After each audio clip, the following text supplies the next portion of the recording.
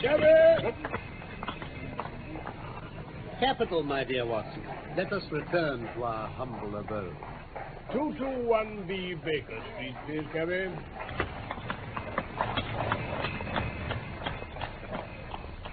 From London, we present The Mazarin Stone by Michael Hardwick, based on the short story by Sir Arthur Conan Doyle. The Mazarin Stone. It was pleasant to find myself once more in the untidy room on the first floor of number 221B Baker Street, which had been the starting point of so many remarkable adventures. I looked round me at the scientific charts upon the wall, the acid-charred bench of chemicals, the violin case leaning in the corner, the coal scuttle, which contained, as of old, the pipes and tobacco. Finally, my eyes came round to the fresh and smiling face of Billy, the young but very wise and tactful page who had helped to fill up the gap of loneliness and isolation which surrounded the saturnine figure of the great detective now that I was married again and living in Paddington. It all seems very unchanged, Billy. You don't change either. I hope the same can be said of him. I think he's in bed and asleep, Dr. Watson. Oh, and it's 7 o'clock of a lovely summer's evening. That means a case, I suppose. Yes, sir, he's very hard at it just now. I'm frightened for his health. He gets paler and thinner and he eats nothing. When will you be pleased to dine, Mr. Holmes? I heard Mrs. Hudson asking him. 7:30 the day after tomorrow, he told her. You know his way when he's keen on a case, sir. Yes, Billy, I know. He's following someone, I can tell you that. Yesterday he was out as a workman looking for a job. Today he was an old woman. Fairly took me in, he did. And I ought to know his ways by now. Yes, you certainly ought. Well, this old parasol here against the sofa. Well, that's part of the woman's outfit. You know what it's all about? Well, it's this case of the Crown Diamond. What, the £100,000 burglary? Yes, sir. They must get it back, sir. Why, we had the Prime Minister and the Home Secretary both sitting on that very sofa. Well, Mr. Holmes was very nice to them. He soon put them at their ease and promised he'd do all he could. Then there's Lord Cantlemere. But I can't stand his lordship. Well, neither can Mr. Holmes, sir. You see, he don't believe in Mr. Holmes, and he was against employing him. He'd rather he failed. Well, we'll hope he won't fail and that Lord Cantlemere will be confounded. I say, Billy, what's that curtain for across the window? Oh, Mr. Holmes had it put there 3 days ago. Oh, we've got something funny behind it. Something funny? Yeah, you can see it, sir. Oh, bless my soul, a perfect replica of Sherlock Holmes. Old dressing gown and all. See how the head can move about? Yeah. Well, we put it at different angles so that it'll be more lifelike. I wouldn't dare touch it if the blind weren't down, mind. But when it's up, you can see this from right across the way. Yes, we used something of the sort once before, you know. Oh, well, that must have been before my time, sir. There are folk who watch from over yonder. Oh, I can see a fellow now. Come and have a peek through the curtains. That'll do, Billy. You were in danger of your life then, my boy, and I can't do without you just yet. Well, Holmes. My dear Watson, it's good to see you in your old quarters once again. You come at a critical moment. So I gather. You can go, Billy. Yes, Mr. Holmes. That boy is a problem, Watson. How far am I justified in allowing him to be in danger? Danger of what, Holmes? Of sudden death. Huh? I'm expecting something this evening. Expecting what? To be murdered, Watson. Oh, but... Oh, come, Holmes, you're joking. Even my limited sense of humor could evolve a better joke than that. But we may be comfortable in the meantime, may we not? Is alcohol permitted? Certainly. The gasogene and cigars are in the old place. Now then, let me see you once more in the customary armchair. Oh, thank you. Oh. That's right. Here you are, Watson. Thank you. Now then, your very good health, my dear fellow. And yours too, my dear Holmes. You have not, I hope, learned to despise my pipe and my lamentable tobacco. It has to take the place of food these days. Why not eat? Because the faculties become refined when you starve them. Why, surely as a doctor, my dear Watson, you must admit that what your digestion gains in the way of blood supply is so much lost to the brain I am a brain, Watson. Hmm. The rest of me is a mere appendix. Therefore, it is the brain I must consider. Yes, but this danger, Holmes. Ah, yes. In case it should come off, it would perhaps be as well that you should burden your memory with the name and address of the murderer. You can give it to Scotland Yard with my love and a parting blessing. Oh, Silvius is the name. Silvius. Count Negretto Silvius. Count Negretto. Well, write it down, man. Write it down. Right. Negretto. 136 Moorside Gardens, NW. Moorside Gardens, NW. Got it? Yes. Holmes. Hmm? I've nothing to do for a day or two. You can count on me. Your morals don't improve, Watson. You've added fibbing to your other vices. You bear every sign of a busy medical man with calls on him every hour. Not such important ones, but can't you have this fellow arrested? Yes, I could. That's what worries him, sir. Why don't you? Because I don't know where the diamond is. Ah, Billy told me the missing crown jewel. Yes, the great yellow Mazarin stone. I've cast my net and I have my fish, but I've not got the stone. What's the use of taking them? Oh, we can make the world a better place by laying them by the heels, but that's not what I'm out for. It's the stone I want. And is this Count Silvius one of your fish? Yes, and he's a shark. He bites. Oh. The other is Sam Merton, the boxer. Not a bad fellow, Sam, but the Count has used him. He's a great big, silly, bull-headed gudgeon, but he's flopping about in my net all the same. Where is this Count Silvius? I've been at his very elbow all the morning. You've seen me as an old lady, Watson. Oh, yes, indeed. I was never more convincing. He actually picked up my parasol for me once. By your leave, madame, said he. Half Italian, you know. Oh. All the southern graces of manner when he's in the mood. But he's a devil incarnate in the other mood. Life is full of whimsical happenings, Watson. It might have been tragedy. Well, perhaps it might. I followed him to old Straubenzé's workshop in the Minories. Straubenzé made the air gun, a very pretty bit of work. And I rather fancy it's in the opposite window at the present moment. Billy showed you the dummy. Well, it may get a bullet through its beautiful head at any moment. Mr. Holmes, sir. Ah, Billy, what is it? There's a gentleman to see you, sir. Here's his card. Oh, thank you. Ah, the man himself. I hardly expected this. Grasp the nettle, Watson. A man of nerve.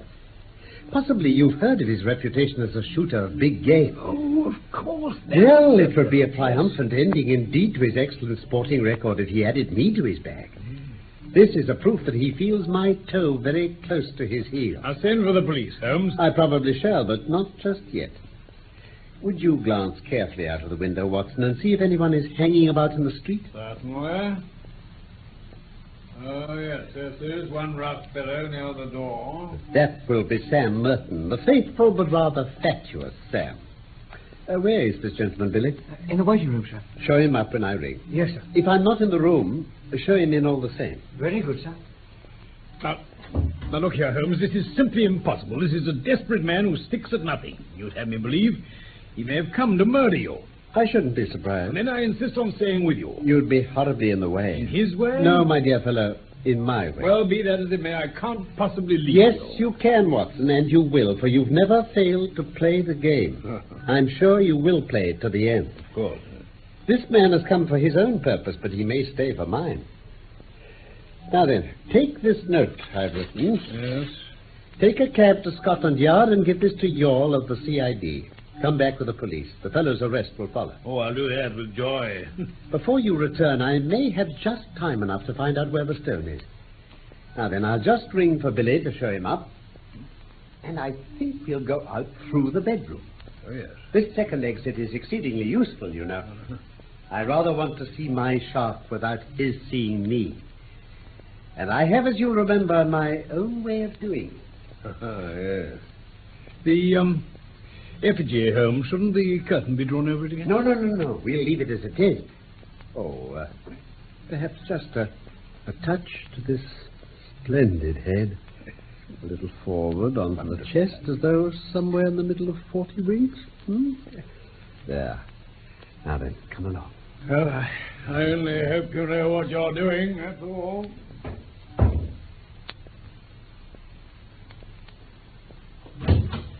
In here, please. Holmes himself. And asleep. How very convenient. Don't break it, Count. Don't break it. What? Holmes! It's a pretty little thing, isn't it? Tavernier, the French modeler, made it. He's as good at waxworks as your friend Straubenzee is at air guns. Air guns, sir? What do you mean? Oh, put your hat and stick on the side table before you're tempted to do any other form of damage. Very well. Thank you. And pray take a seat. Oh, would you care to put your revolver out also? Oh, very well, if you prefer to sit on it. Your visit is really most opportune, Count Sylvius. I wanted badly to have a few minutes chat with you. And I, too, wish to have some words with you, Holmes. That is why I am here. I won't deny that I intended to assault you just now. I rather gathered that you had some idea of the sort in your head. But why these personal attentions? Because you have gone out of your way to annoy me. Because you have put your creatures upon my track. My creatures? I assure you, no. Oh, nonsense. I have had them followed. Two can play at that game, Holmes. It's a small point, Count Sylvius, but perhaps you'd kindly give me my prefix when you address me. You can understand that with my routine of work, I should find myself on familiar terms with half the rogues gallery, and you will agree that exceptions are invidious. Well, Mr. Holmes, then. Excellent. But I assure you that you are mistaken about my alleged agent. Other people can observe as well as you. Yesterday there was an old sporting man. Today it was an elderly woman. They held me in view all day. Really, sir, you compliment me. Oh, Baron Dowson said the night before he was hanged that in my case what the law had gained, the stage had lost. And now you give my little impersonations your kindly praise. It was you. You yourself. You can see in the corner the parasol which you so politely handed to me in the Minories before you began to suspect. What you say now only makes matters worse. It was not your agents, but your play-acting busybody self. You admit that you have dogged me. Why? Come now, Count. You used to shoot lions in Algeria. Well? But why? Why? The sport, the excitement, the danger. And no doubt to free the country from a pest. Exactly. My reasons in a nutshell. Oh, for that... Sit down, sir, sit down, and take your hand away from your hip pocket. Thank you. There was another more practical reason. I want that yellow diamond. You knew that I was after you for that. The real reason why you're here tonight is to find out how much I know about the matter and how far my removal is absolutely essential. Well, I should say that from your point of view, it is absolutely essential. For I know all about it, save only one thing, which you are about to tell me. Oh, indeed. And pray, what is this missing fact? Where the crown diamond is now. You want to know that, do you? How the devil should I be able to tell you where it is? You can and you will. Indeed? You can't bluff me, Count Sylvius. You are absolute plate glass. I see to the very back of your mind. Then, of course, you see where the diamond is. Aha, then you do know. You have admitted. I admit nothing. Now, Count, if you will be reasonable, we can do business. If not, you will get hurt. And you talk about bluff. Do you know what I keep in this book? No, sir, I do not. You? Me? Yes, sir, you. You are all here. Every action of your vile and dangerous life. Damn you, Holmes. There are limits to my patience. It's all here, Count. The real facts as to the death of old Mrs. Harold, who left you the Blymer estate which you so readily gambled away. You're dreaming. And the complete life history of Miss Minnie Warrender. Yeah, you'll make nothing of that. Plenty more here, Count. Here is the robbery in the Train de Luxe to the Riviera on February the 13th, 1892. Here is the forged check in the same year on the Credit Lyonnais. What has all this talk to do with the jewel you spoke about? Gently, Count. Restrain that eager mind. Let me get to the points in my own humdrum fashion. I have all this against you, but above all, I have a clear case against both you and your fighting bully in the case of the Crown Diamond. Indeed? I have the cabman who took you to Whitehall and the cabman who brought you away. I have the commissionaire who saw you near the case. I have Ike Saunders who refused to cut it up for you. Ike has peached, and the game is up. You... That's the hand I play from. I put it all upon the table, but one card is missing. It's the King of Diamonds. I don't know where the stone is. And you never shall know. No? Now, be reasonable, Count. Consider the situation. You are going to be locked up for 20 years. So is Sam Merton. What good are you going to get out of your diamond? None in the world. But if you hand it over, well, I'll compound a felony. We don't want you or Sam. We want the stone. Give that up. And so far as I'm concerned, you can go free so long as you behave yourself in the future. If you make another slip, well, it'll be the last. But this time my commission is to get the stone, not you. And if I refuse? Why then, alas, it must be you and not the stone. Did you ring, Mr. Holmes? Yes, Billy. I think, Count, that it would be as well to have your friend Sam at this conference. After all, his interests should be represented. Billy, you will see a large and ugly gentleman outside the front door. Ask him to come up. Very good, sir. And what do you intend to do now? My friend Dr. Watson was with me just now. I told him that I had a shark and a gudgeon in my net. Now I am drawing the net, and up they come together. Holmes? It's no use fingering your revolver behind your back, my friend. Even if I gave you time to draw it, you know perfectly well you dare not use it. Nasty, noisy things, revolvers. Better stick to air gun. I think I hear the fairy footsteps of your estimable partner. Good day, Mr. Merton. Rather dull in the streets, is it not? What's the game now, Count? Shut the door, please. Thank you. What's this fellow want, Count? What's up? If I may put it in a nutshell, Mr. Merton, I should say it was all up. What? Now, look here, Count Sylvius, I'm a busy man and I can't waste time. I'm going into that bedroom. Pray make yourselves quite at home in my absence.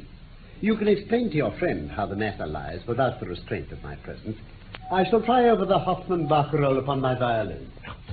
In 5 minutes, I shall return for your final answer.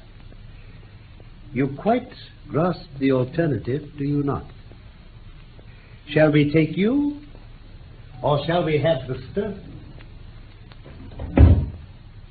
Hoffman who? What's that chap on about? Oh, shut up, Sam. Let me think. If it's trouble, why didn't you plug him? Oh, you're a fool, Sam. Anyone but you could have seen he was holding a revolver in his dressing-gown pocket. Ah. Yeah. Does he know about the stone? Knows a damn sight too much about it. And I'm not sure he doesn't know all about it. Good Lord. Ikey Sanders has split on us. Oh, he has he? I'll do him down a fickum for that if I swing for it. Well, that won't help us much. We've got to make up our minds what to do. Yeah, for now. He's a leery cove, that one in there. He wants watching. Do you suppose he's listening? Sure, how can he be listening while he's playing that thing? Ah, that's right. Yeah. Oh, what is it now? Maybe somebody's behind a curtain. There's too many curtains in this room.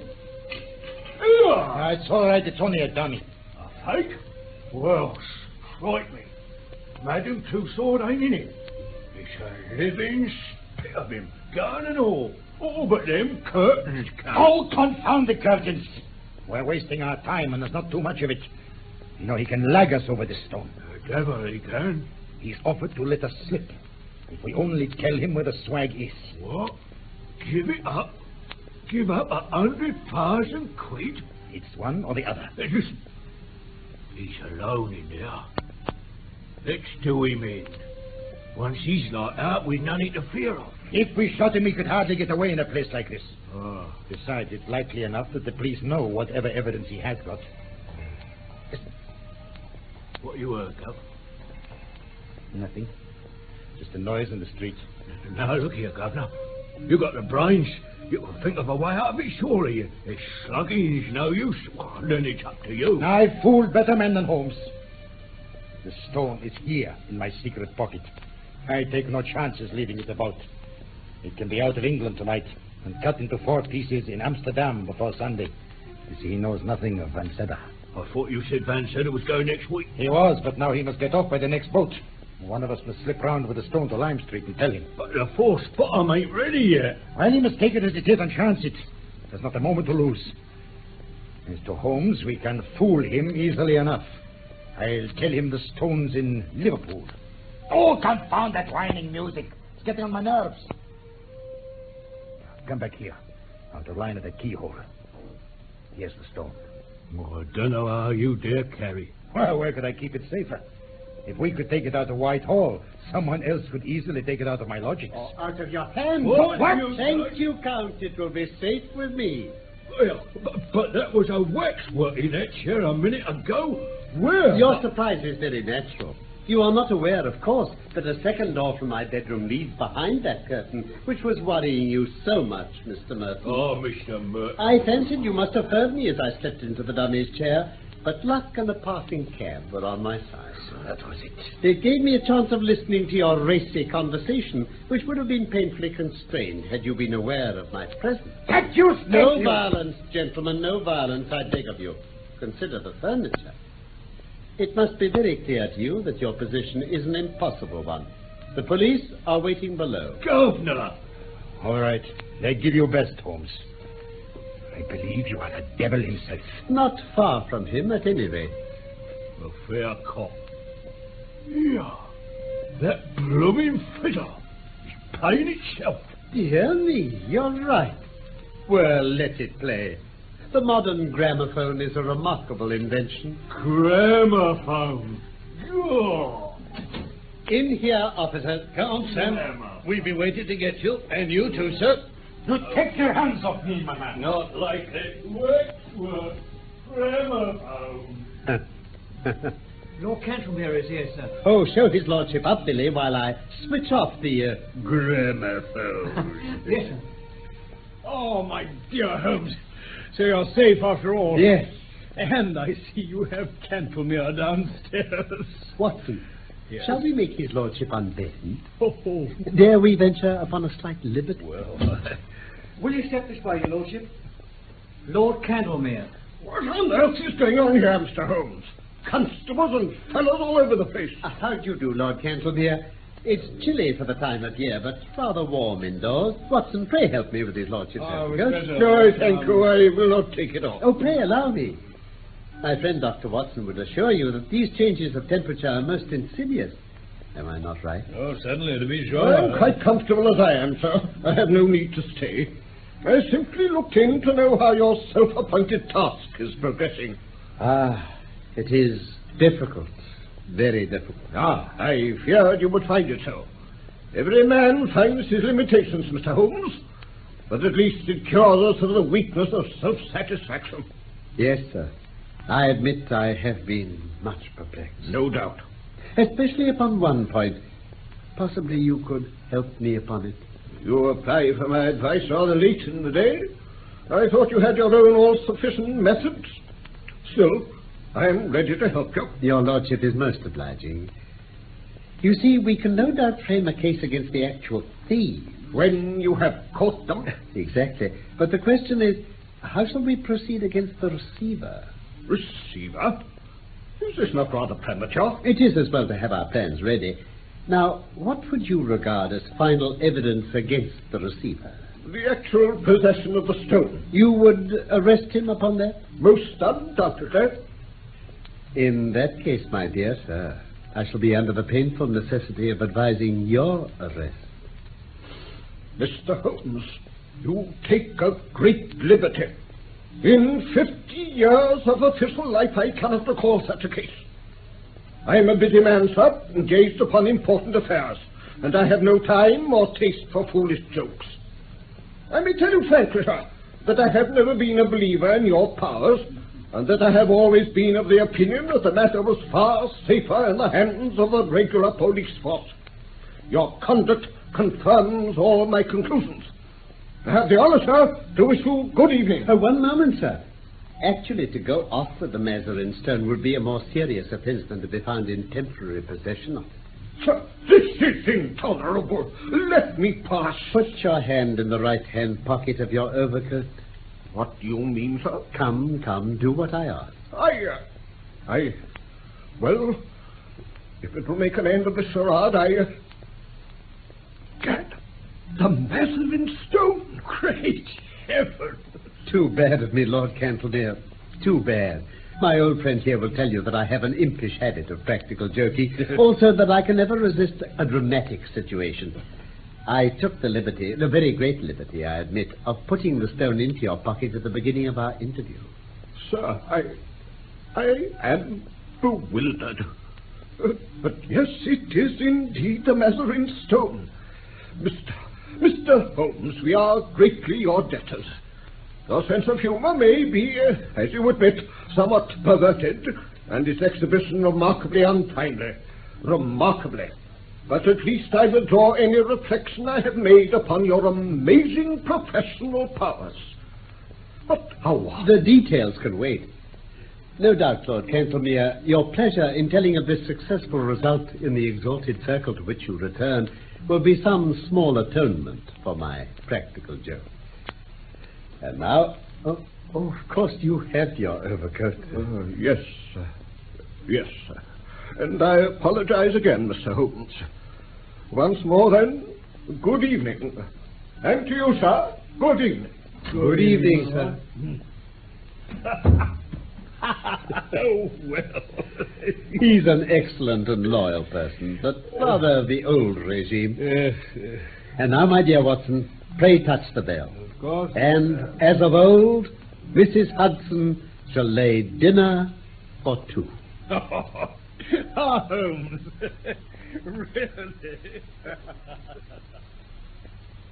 That was The Mazarin Stone by Michael Hardwick, based on the short story by Sir Arthur Conan Doyle.